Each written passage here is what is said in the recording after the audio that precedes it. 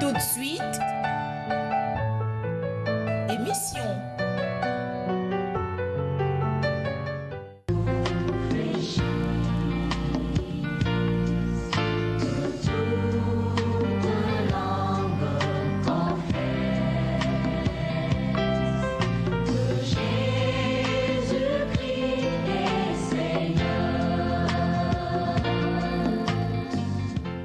Bonsoir peuple de Dieu, que le Seigneur vous bénisse très richement partout où vous nous recevez et bienvenue dans votre émission préférée, le décret de l'Éternel, présentée par l'Église de la Sainte Doctrine de Jésus-Christ, située dans le quartier Makaïbo 418.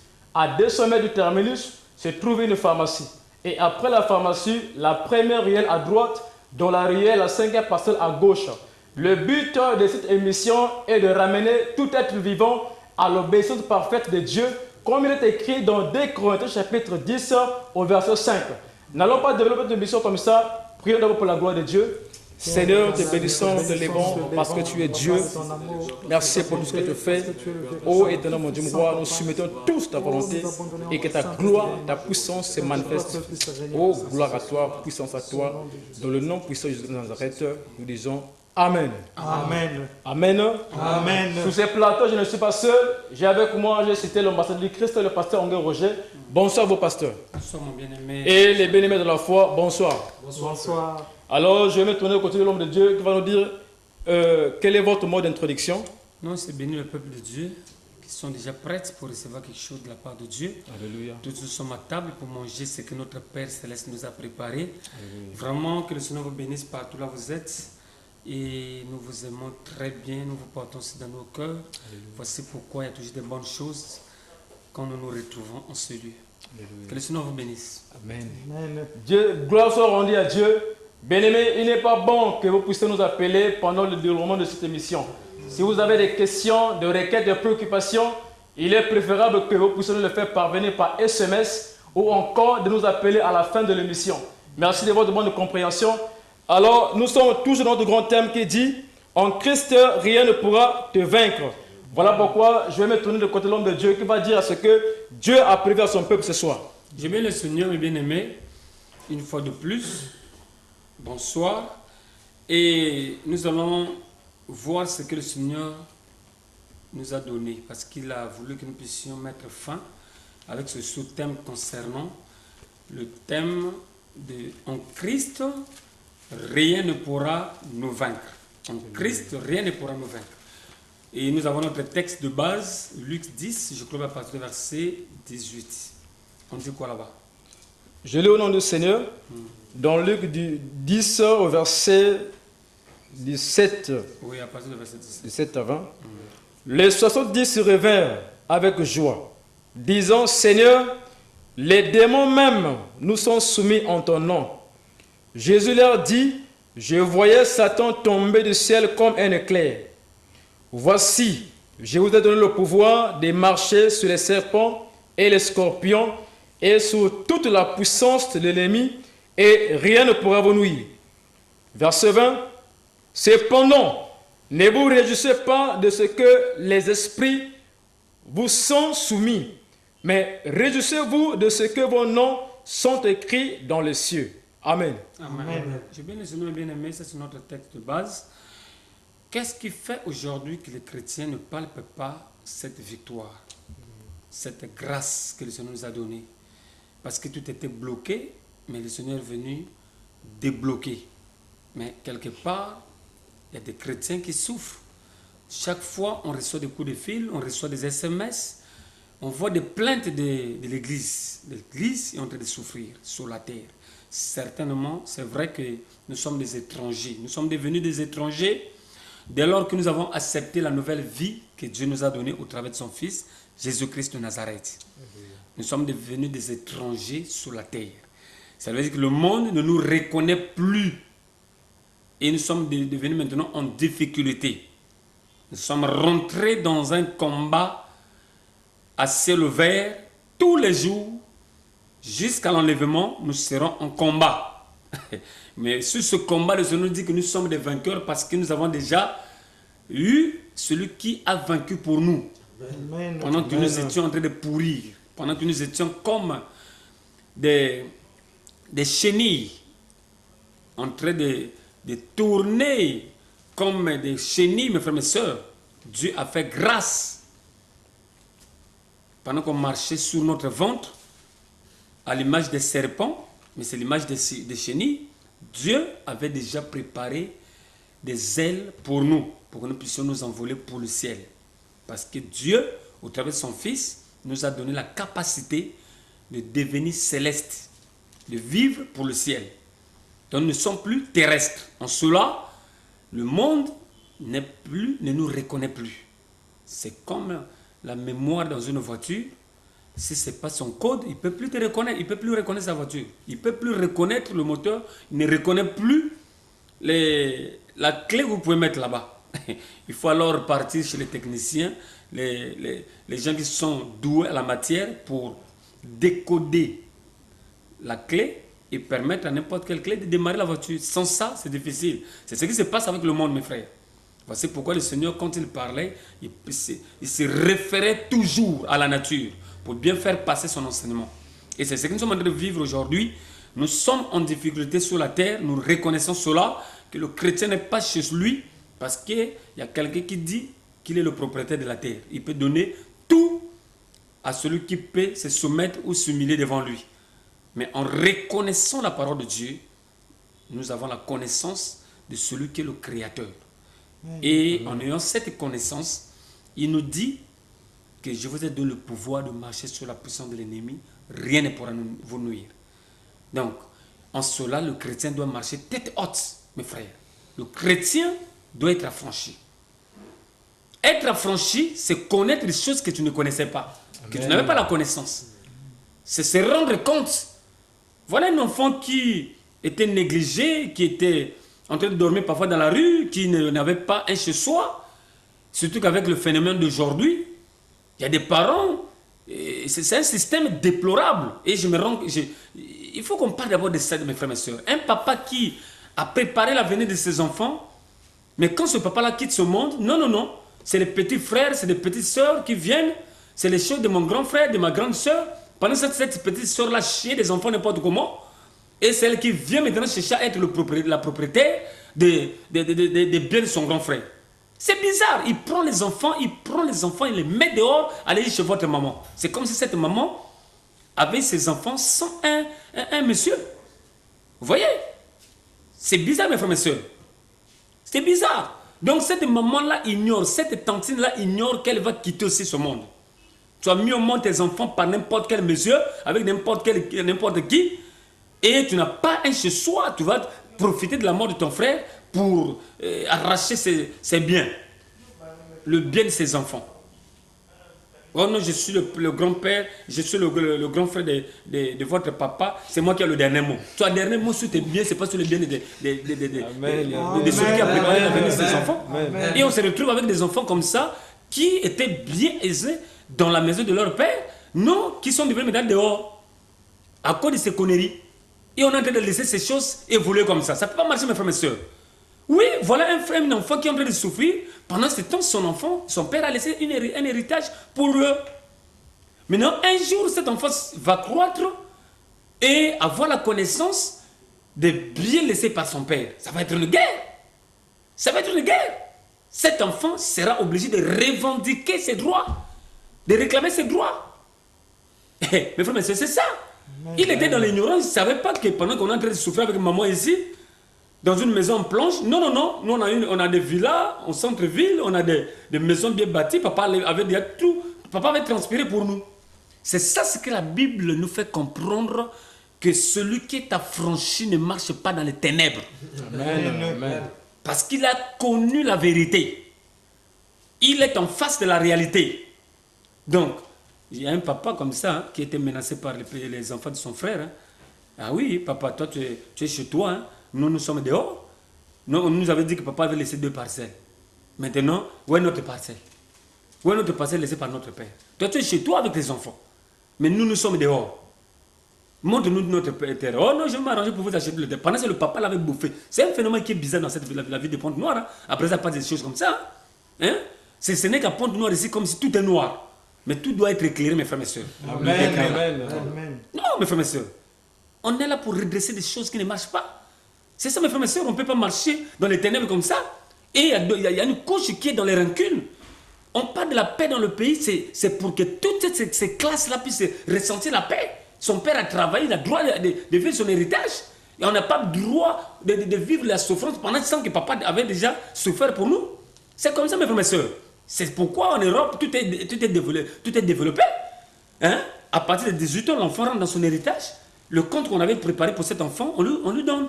Donc l'enfant est en face de tout ce qui avait été préparé par lui et par son père. Mais aujourd'hui, c'est comme si on était continué à vivre dans le noir. Ça ne peut pas marcher. Nous sommes là pour condamner ça. Donc, il nous dit que tout en Christ, nous avons le droit de vivre le repos de Dieu. C'est en quelque sorte comme ça. Quand il nous dit que nous avons la victoire, nous avons le pouvoir sur toutes les puissances des ténèbres, c'est-à-dire que nous avons le repos. Parce que lui nous a dit, venez à moi, vous tous qui êtes chargés, fatigués, je vous donnerai du repos. Alléluia. Mais on a des frères et des sœurs qui n'ont pas le repos. Ils étaient dans le monde, ils n'ont pas de repos, ils sont venus à l'église, ils n'ont pas de repos, ils sont en train de continuer à souffrir jusqu'à aujourd'hui. Les mêmes menaces du diable, du monde des ténèbres, sont en train de les dominer, de les influencer. Jusqu'à, soi-disant, dans la foi. Mais pourquoi ces choses? Là, le Seigneur est contre sa parole? Non. Le Seigneur est l'esclave de sa parole. Le Seigneur est derrière sa parole pour l'accomplir. Le Seigneur est l'esclave de sa parole. Mais qu'est-ce qui fait que l'Église vive le contraire? Frère, lisez un peu Josué chapitre 1, non, Josué chapitre 7. Nous allons commencer à partir du verset 10 pour que l'Église comprenne. C'est difficile sur quelque chose. Parce qu'il y a beaucoup qui sont en train d'abandonner la foi. Frère, il faut être chaud. Ici, c'est les minutes qui sont en train de passer. Oui. Dans le livre de Josué 7, à partir de verset 10. Voilà. L'Éternel dit à Josué, lève-toi, pourquoi restes-tu ainsi couché sur ton visage? Israël a péché. Ils ont transgressé mon alliance que je leur ai prescrite. Ils ont pris des choses dévouées par interdit. Ils les ont dérobées et ont dissimulé. Et ils les ont cachées parmi leurs bagages. Aussi, les enfants d'Israël ne peuvent-ils résister à leurs ennemis? Ils tourneront le dos devant leurs ennemis, car ils sont sous l'interdit. Je ne serai plus avec vous si vous ne détruisez pas l'interdit du milieu de vous. Lève-toi, sanctifie le peuple. Tu diras, sanctifiez-vous pour demain. Car ainsi parle l'Éternel, le Dieu d'Israël. Il y a de l'interdit au milieu de toi, Israël. Tu ne pourras résister à tes ennemis jusqu'à ce que vous ayez ôté l'interdit du milieu de vous. Vous vous approcherez le matin selon vos tribus. Et la tribu que... Frère, on arrête d'abord par là. Vous voyez mes frères et sœurs, qu'est-ce qui fait aujourd'hui que nous ne parlons pas la réalité de la parole du Seigneur? Qu'est-ce qui fait aujourd'hui que nous sommes en contradiction? Il y a même d'autres qui disent que non, donc c'était pour les miracles, c'était pour le passé, c'était pour l'église primitive, c'était pas pour nous. Notre période là, trop de péché, il n'y a pas, les miracles ne peuvent plus être authentiques comme à ce temps-là. Non, mes frères, la Bible nous fait savoir qu'il est le même hier, aujourd'hui, éternellement. Notre Seigneur qui nous avons donné notre vie. Amen. Il est le même hier, aujourd'hui et éternellement. Comment cela peut-il se passer que hier, il a dit, annoncer la bonne nouvelle à tous ceux qui croiront, qui seront baptisés, seront sauvés. Et voici les signes qui les accompagneront. Cela veut dire quoi? Voici les miracles qui les accompagneront. Mais aujourd'hui, nous sommes en train de voir que le miracle qui les accompagneront n'accompagne plus les hommes et les femmes, n'accompagne plus l'église, ça accompagne seulement les pasteurs, ça accompagne seulement les leaders. Ça, c'est une contradiction avec la parole. Ça, c'est une inverse de la compréhension de la parole. La Bible nous fait savoir que celui qui croira et qui sera baptisé, voici les miracles qui les accompagneront. Mais d'où vient-il que nous vivions le contraire?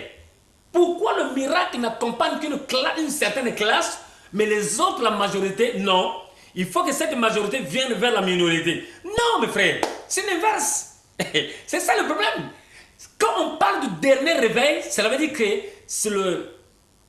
c'est ces messages qui vont pousser l'Église à se révolter contre elle-même. Donc cela veut dire que la personne se révolte contre sa croyance. D'où vient-il que je suis en contradiction avec la parole de Dieu? Pourquoi moi je ne vis pas ce qui est écrit? Alors que ce qui est écrit, ce sont les promesses que Dieu a mis dans un canot pour nous permettre, à nous ses enfants, de prendre connaissance et d'en profiter, de vivre ce qui est écrit, c'est pour notre édification et c'est pour notre instruction. Mais d'où vient-il que nous ne vivons pas ces choses? Chacun devait se conscientiser et se révolter contre lui-même, contre sa croyance. Et ça va provoquer le dernier réveil. C'était un dernier réveil parce qu'on a passé beaucoup des années dans un sommeil. Et c'est là où on a cru en n'importe quoi. Voilà que le péché s'est infiltré dans le camp des Israéliens, mais les Israéliens n'ont pas pris connaissance. À cause de quoi? Ils étaient dans le sommeil. Mais selon la volonté de Dieu, Dieu voyait. Pendant que Josué était en train de s'organiser pour envoyer l'équipage, Dieu savait qu'il y a eu l'infiltration. Amen. Mais je vais lui rendre compte au moment où il verra l'échec. Parce que rien ne peut arriver tant que Dieu ne voit. Dieu connaît, il est omniprésent, il connaît toutes choses. Omniscient, il est tout. Mes frères et sœurs, Dieu nous laisse persévérer dans l'échec. Il te laisse évoluer. Mais il sait que c'est l'échec qui va te donner la conscience. Ça va te ramener à ta conscience. C'est ça. Tant que tu n'arrives à ce point, pour t'examiner, tu vas continuer comme un animal et tu vas être surpris de l'échec véritable. L'échec véritable, c'est quoi? C'est l'enfer. Parce qu'un chrétien qui est affranchi, il sait que Jésus-Christ nous a appelés pour dire « Venez à moi, vous tous qui êtes chargés et fatigués, je vous donne le repos. » Mais dès lors que le chrétien qui a cru, qui s'est sacrifié, qui s'est investi ou qui s'investit de mois en mois, de semaine en semaine, mais ne vit pas la réalité de la parole. Ce chrétien-là, il faut qu'il arrive au point de comprendre. Comme il ne comprend pas, Dieu croise les bras, il le regarde faire. Il assiste. Josué est semblable.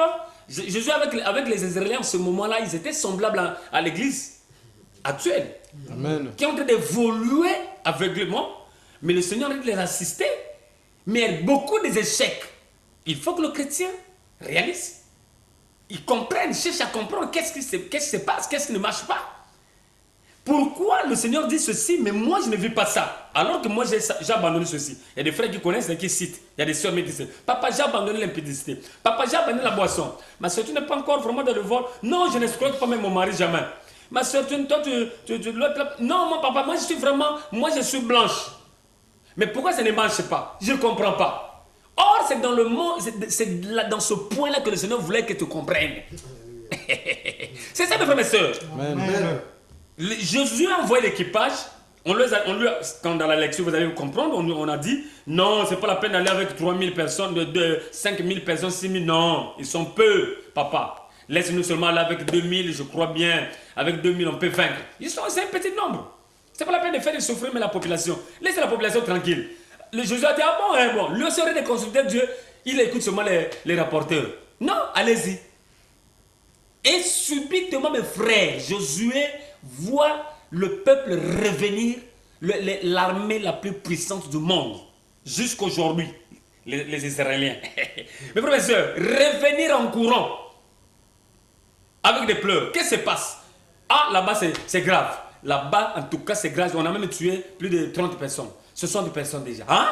Jésus est obligé de se prosterner contre sa face sur terre pour demander à Dieu qu'est-ce qui se passe.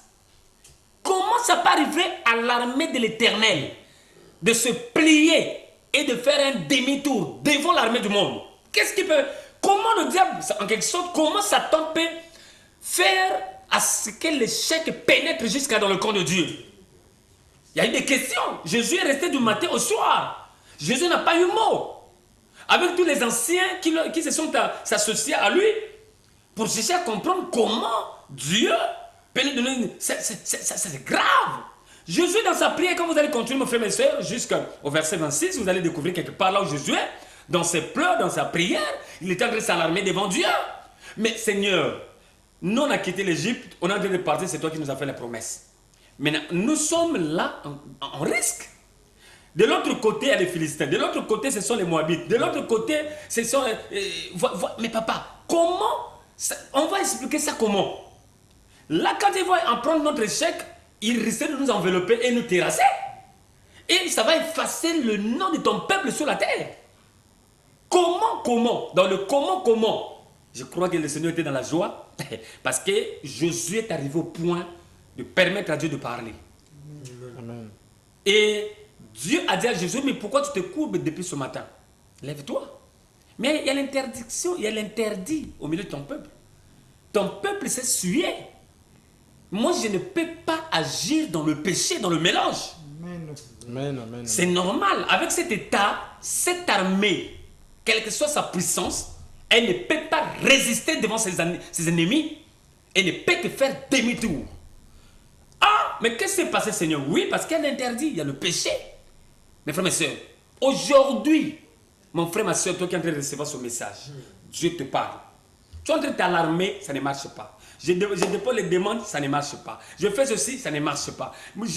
Vraiment, parfois même on demande l'enfant ne vient pas. Qu'est-ce qui se passe? Il y a les mélanges, mes frères. Dieu de son côté n'a pas de problème. La Bible dit que Dieu est derrière sa parole pour l'accomplir. Mais c'est de notre côté qu'il y a un problème. Pourquoi l'Église ne vit pas l'accomplissement de Joël 2, le verset 28? C'est ce que le Seigneur a dit d'attendre. Quand il était sur la terre, il a dit, je voulais voir cette flamme s'allumer. Je voulais voir ce feu s'allumer. Cela veut dire que le Seigneur voulait voir son nom être glorifié partout. Il a précédé même, mes frères et mes sœurs, à nous montrer déjà ça dans la prière. Quand il a montré la prière à ses apôtres, il dit, quand vous priez, dites Père, qui est notre Père qui est au ciel, qui est dans les cieux, que ton nom soit sanctifié, que ton règne vienne sur la terre comme il est dans le ciel. Il faut que le règne de Dieu vienne sur la terre, mes frères. Pour que le règne de Dieu vienne sur la terre, il faut que nous puissions nous sanctifier. Parce que Dieu voulait voir partout que son nom soit témoigné. Chacun puisse vivre les merveilles de Dieu.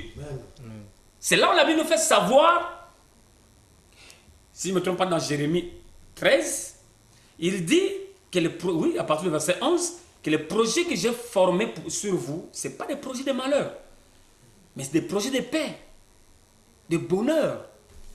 Dieu n'a pas formé pour nous des projets de malheur, mes frères. Surtout que vous avez accepté le témoignage de Dieu. Le témoignage de Dieu, c'est qu'il a envoyé son Fils unique pour que l'homme ne périsse pas, mais que l'homme vive. Ils vivent étant dans le repos de Dieu. C'est ça, non? Oui, à partir du verset 11. Vous allez avancer un peu devant. C'est ça. Donc, je crois que je ne me suis pas trompé. Donc, non, c'est Jérémie 29 plutôt. Oui, je me suis trompé. 29, le verset 11. Voilà. Donc, c'est ça. Dieu a un plan merveilleux pour son peuple. Dieu ne veut pas que son peuple puisse s'écarter. C'est ça, non? Qu'est-ce qu'on dit là-bas? Je lis au nom de Jésus-Christ. Rendons grâce à Dieu. Car je connais les projets que j'ai formés sur vous, dit l'Éternel, projets de paix et non de malheur, afin de vous donner un avenir et de l'espérance. Voilà. Vous voyez, ça c'est Dieu qui parle. Et ce que Dieu parle, quand on parle le décret, ça veut dire que c'est la signature de Dieu. Ce que Dieu parle, il accomplit. C'est comme on dit, ce qu'il dit, ça s'accomplit. Quand il a dit que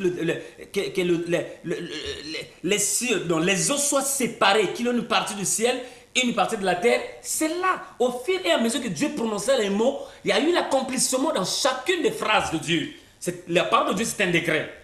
Donc, ce qu'il a dit là, il n'a pas de projet de malheur. Dieu ne veut pas voir une famille être menacée par le monde des ténèbres, être envoûtée. Non, Dieu veut voir la paix et la joie. Dieu veut voir le bonheur de toutes les familles de la terre. Amen. Dieu n'a pas de parti pris.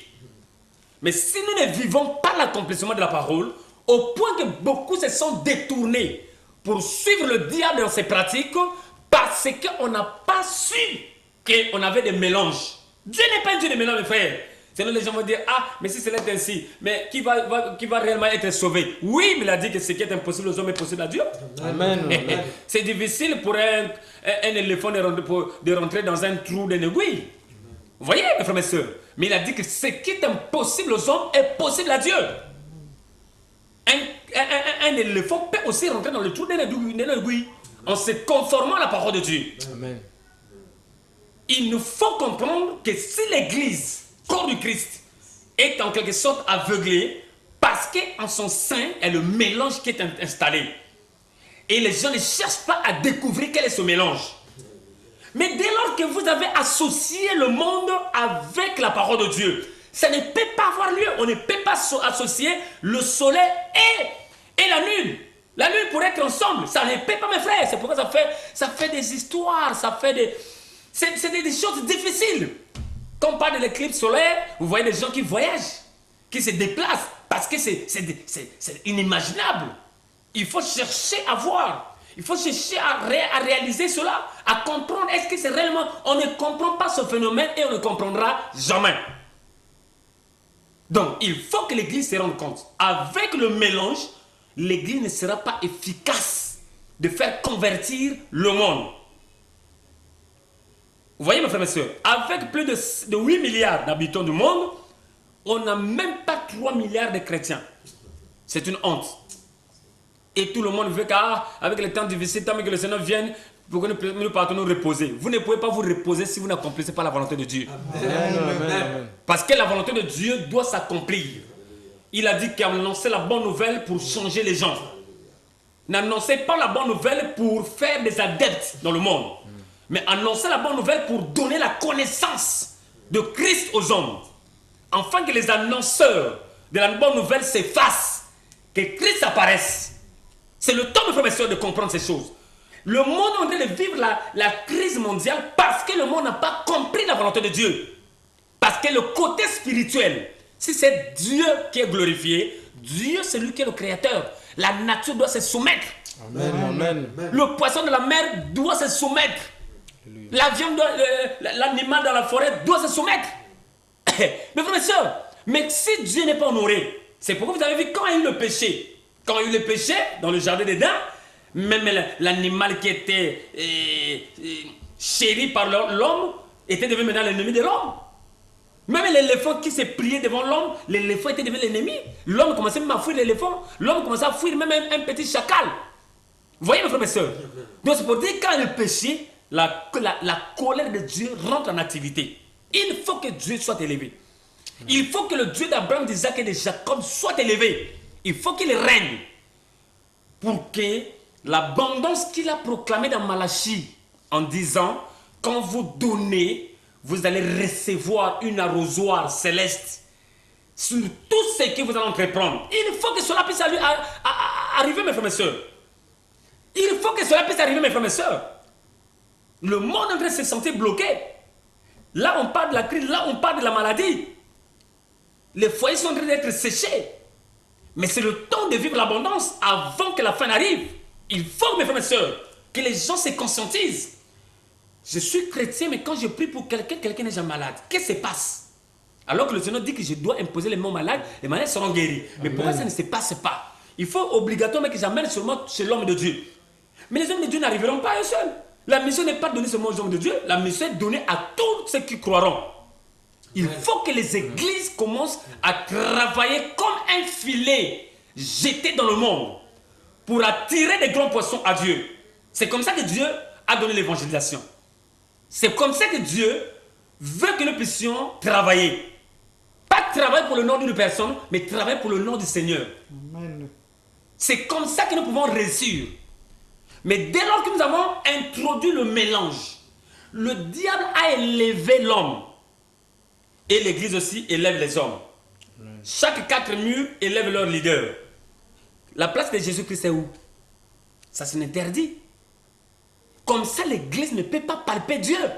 L'église pour palper Dieu, il faut qu'on parle seulement au nom de Jésus-Christ de Nazareth. Il faut qu'on élève lui seul. C'est là où il va manifester sa grandeur. C'est là où il va montrer qu'il est Dieu. Amen. Mais quand vous parlez de pasteur Roger, vous parlez encore de Jésus-Christ. Il y a un mélange. Amen. Il faut tuer le nom de pasteur Roger pour parler seulement de Jésus-Christ. Parce que Jésus-Christ, on a vu ce qu'il a fait. Et ce qu'il a fait, si nous sommes là, c'est Jésus-Christ. C'est ça, mes frères et sœurs. Donc le mélange comme ça ne pourra pas permettre la victoire à l'église. On va aller avec des messages fallacieux. Des messages qui n'ont pas ni queue ni tête. C'est pourquoi vous remarquez dans le monde aujourd'hui, si vous écoutez un séminaire, si vous écoutez une prédication, ça parle seulement sur les choses de la terre. Parce que les gens sont aveuglés. Les gens sont aveuglés quand ils parlent seulement des choses de la terre. Mais ce n'est plus le temps de parler des choses de la terre. C'est le temps de préparer l'église pour l'enlèvement. Avoir des messages qui vont placer l'église sur la position verticale qui lui permettra d'être enlevé quand son époux apparaîtra. Amen. De donner leur vie au Créateur, qui est leur Seigneur, et leur préparer pour que leur vie soit déjà dans le lieu céleste en Christ. Pendant qu'on est sur la terre, qu'on ne vive que pour la gloire de Dieu. Et quand on vit pour la gloire de Dieu, on installe la crainte de Dieu dans son sein. Dans chaque maison des chrétiens, dans chaque foyer, que tous se ressaisissent et s'examinent pour voir s'ils sont dans les normes ou ils ne sont pas dans les normes.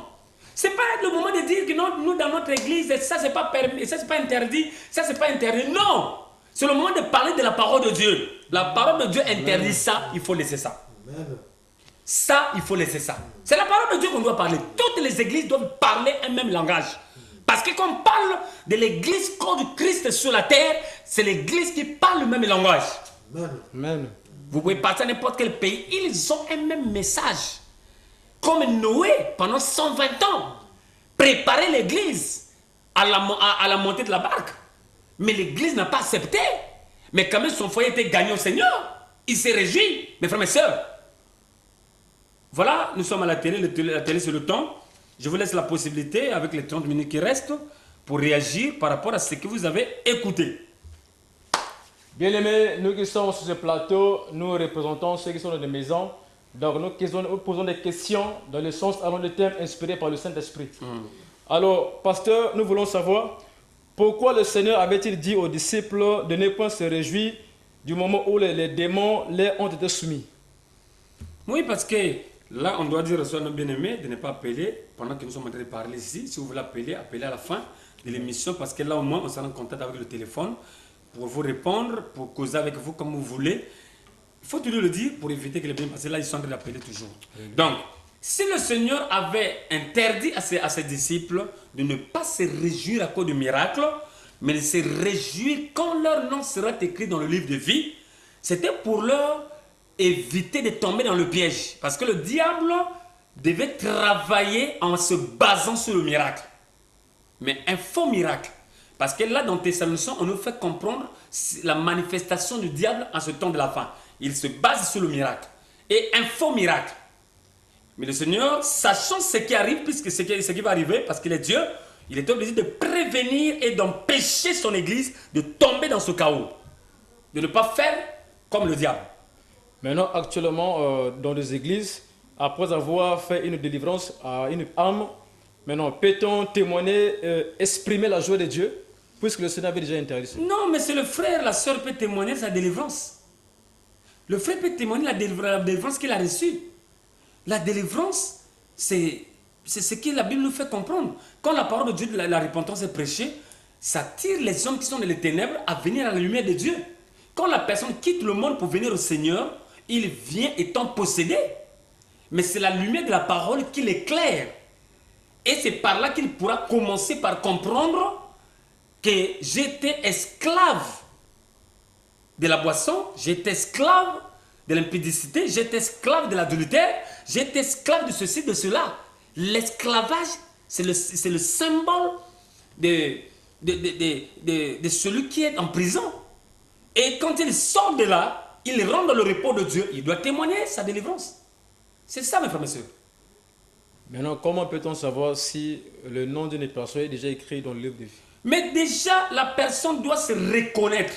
Le Seigneur a tout prédit, le Seigneur a tout planifié, il a tout planifié, mes frères et sœurs. Il dit ceci dans Romains, Vous pouvez faire la recherche, je crois que c'est Romains 9 ou 10 comme ça. Il dit que l'Esprit de Dieu rend témoignage à ton esprit que tu es devenu enfant de Dieu. Vous voyez? Donc, dès lors que la personne qui était dans le noir était attirée par la parole de la repentance, il pleure devant le trône de Dieu pour ses péchés. Et en ce moment-là, il regrette profondément son état d'âme d'hier. Il demande à Dieu de le pardonner de toute sa vie sale. Le Seigneur le pardonne. Le Seigneur le pardonne puisque là, il est dans la procédure de la repentance. Il regrette son péché après avoir écouté la parole. Il tombe dans les eaux de baptême pour montrer qu'il est vraiment décidé pour le ciel.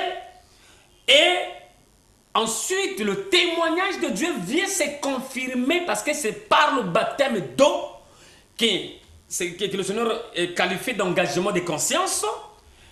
Le Seigneur, après le baptême, vient confirmer en te donnant un don. Le Saint-Esprit, quand il vient habiter dans la vie de la personne, il laisse un don. C'est pourquoi le Seigneur a laissé 9 dons dans l'église. C'est pour maintenir l'église dans l'état d'éveil. Amen. Et je regrette pour ceux qui disent que non, le Saint-Esprit pour ce moment-là, en ce moment-là, on n'a plus de besoin de dons. Les dons doivent garder l'église en état d'éveil. Même quand le pasteur a péché, c'est les dons spirituels qui doivent trahir. Amen. Que mon serviteur doit te répondre. Voilà ce que tu as fait, voilà ce que tu as fait. Même au travail d'un brebis. Vous voyez?